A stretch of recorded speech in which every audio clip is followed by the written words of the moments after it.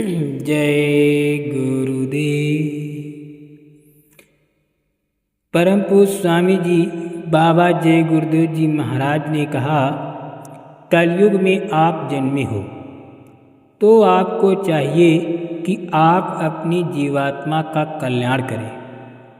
मन बुद्धि चित्त सूरत का साथ दे दे और सूरत इस शरीर से निकल जाए, पर जब जय गुरुदेव मिलेंगे तभी ये हो सकेगा। रात में सोते समय भजन करते हुए सोना चाहिए, इससे प्रेमियों को विशेष दया मिलेगी। मेरी सबको नेक नसीहत है कि पुरुष पुरुष से मिले और स्त्री स्त्री से मिले। मर्यादा में चलने से जीवन सुखी रहेगा और साधन पथ से अभ्यासी गिरेगा नहीं।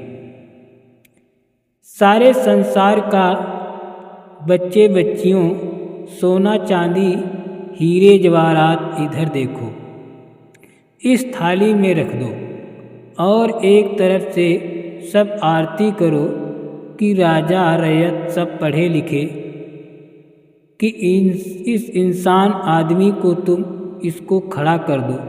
ए बच्चों, तुम इसको नहीं खड़ा कर सकते हो तो इसकी क्या कीमत?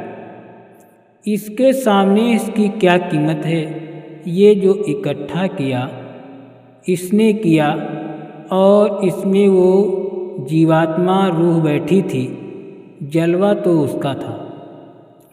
जब वो निकाल दी गई तो इसका क्या रह गया? लेकिन तुम इसके लिए कितना विलाप करते हो। अपने बाल बच्चों के लिए अगर यही आंसू उस खुदा के लिए, परमात्मा के लिए निकाल दो तो तुम्हारा काम हो जाए, तुम्हारा कल्याण हो जाए। अमोलक मंदिर ये मनुष्य शरीर है। अखंड वाणियाँ, आकाशवाणियाँ इसमें हो रही हैं। तुम सुनते ही नहीं तो कोई क्या करे? अगर तुम काम व बच्चों की सेवा के बाद 1 घंटे 2 घंटे सुबह शाम भगवान का भजन, खुदा की इबादत, प्रार्थना पाठ करने लगो तो जीवात्मा जाग जाए। स्वर्ग वैकुंठ में न चले जाओ, तुम्हें घर के काम में भी बरकत न मिलने लगे। बरकत मिलने लगेगी मेहनत ईमानदारी से, सच्चाई से काम करने पर। हम सब लोग बरकत लेना ही नहीं चाहते। अगर बरकत लेना चाहते होते तो भगवान का भजन करने का पक्का इरादा बना लेते। फिर देखिए तुम्हारे ऊपर उस प्रभु की, मालिक की, परमात्मा भगवान की दया कैसे नहीं होगी। गुरु ही तुम्हारे लोक परलोक के हितकारी हैं, जिन्होंने अपनी असीम दया करके सूरत शब्द का मार्ग दिया और अंतर धुनों से जोड़ने की हर भाव से मुझे प्रेरणा दी। यद्यपि कि हम धुन के संबंध में कुछ नहीं जानते थे। यह मालिक का आदेश है कि मेरा आदेश। निंदा आलोचना से दूर रहो। निंदक कभी भजन नहीं कर सकता। निंदा करने से दूसरों का कर्मभार जीवात्मा पर आता है और उसे भोगना पड़ता है। छुआछूत का मतलब काम से परहेज, इंसान से नहीं। सबको बता दो कि बुरे कर्मों से, बुरे संग दोष से परहेज करें। इससे छूत से बचो, यानी इस छूत से बचो। ये अछूत है, इससे बचोगे तभी भजन होगा। इस छूत को दफनाने के लिए सजा दी जाती है। जीवात्मा जब मनुष्य शरीर से निकाल ली जाएगी तो कहें कि ले जाओ फला नरक में, काटो हजारों वर्ष के लिए। काटते रहेंगे, जोड़ते रहेंगे। फिर निकाला, इसमें से दूसरे में डाल दिया 10,000 वर्ष के लिए, फिर दूसरे में डाल दिया।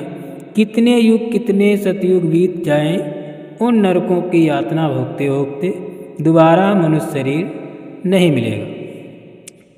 अभी समय अच्छा है, जीवात्मा को जगा लो, भजन कर लो। अब बहुत बिगाड़ हो गया, कोई नहीं समझता कि लड़की है, माँ है, ये काम होता है, तो सब खत्म हो गया। ईमानदारी मेहनत से काम करो तो घर में बरकत आ जाए, न खाने की कमी, न पहनने की कमी, न कोई तकलीफ। जो बरकत बुरे कर्मों से चली गई, कर्मों को ठीक कर लो तो बरकत वापस आ जाए। इस किराए के मकान में रहकर अपना काम कर लो, सिर मत पीटना कि हमारे साथ ऐसा हुआ, ये नहीं हुआ, वो नहीं हुआ। ये कहो कि जिसने यह मकान दिया था उसकी मौज मर्जी थी तो उसने मकान वापस ले लिया। एक दूसरे को ऐसे ही समझना चाहिए, लेकिन मोह ममता के कारण वो उसी शरीर में फैल जाता है, फिर उन जीवों के लिए थोड़ा कठिन पड़ जाता। संसार के लोग जो रोते गाते ही रहते हैं, लेकिन परमार्थी लोगों को थोड़ा धीरज के साथ रहना चाहिए। संतों से रास्ता लेकर ईश्वर का दर्शन करते, लेकिन अनमोल मनुष्य शरीर पाकर सो रहे हो। जड़ माया में फंसने के कारण आपको अपना होश ही नहीं है।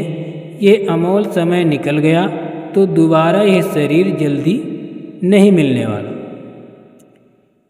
जितने भी लोग इस मैदान में आए हो, जिन्होंने मंदिरों की मूर्तियों और सिंहासन, चम्मच और हनुमान जी की मूर्तियाँ मंदिर से निकालकर सड़क चौड़े मैदान में गिरा दी, तमाम लोगों को जेल में बंद कर दिया, तमाम महात्माओं को सताया, नसबंदी और गर्भपात कर दिए, उनको ये बता दो कि ये शासन में अब कभी नहीं आएंगे। क्या आप इसको मजाक समझते हैं? ये वही बाबा जी हैं जो इस मंच पर बोलते हैं, वो आपके सामने सब होता है। ये तो आपको आगे पता चलेगा कि शिव जी ने क्या क्या कहा है। मैं तो उनसे पूछूंगा कि जितना कहिए उतना इनको बता दूं, और जो न आदेश दे उसको नहीं बताऊंगा। किसको नहीं सताया? उस समय पर आप बोले कुछ, किसी की जुबान निकलती थी, इसलिए आप हमेशा महात्माओं के इतिहास को याद करो। दुनिया की नज़र में भक्त पागल होता है और भक्त की नज़र में दुनिया वाले पागल हैं। आप डरो मत, डर लगे तो स्थानीय रूपों को याद कर लो, चाहे हम ही को याद कर लो, डर तुम्हारा छूट जाएगा। परा विद्या हमारी सनातन है, आदिकाल की अनादिकाल की विद्या है। जिसको हमने छोड़ दिया, सब लोग दुखी परेशान हैं। इसी विद्या को पकड़ लो, यहाँ से चलो, स्वर्ग में ही रह जाना। चलो तो स्वर्ग वैकुंठ में रह चलो, रास्ता तो एक ही है। जब तुम्हारी इच्छा हो स्वर्ग में रह जाना, वैकुंठ में रह जाना, पार ब्रह्म में रह जाना, आगे चले जाना, लेकिन यहाँ से चले जाओ। यहाँ से तो चलो, निकलो तो यहाँ से अंधेरे में पड़े रहोगे।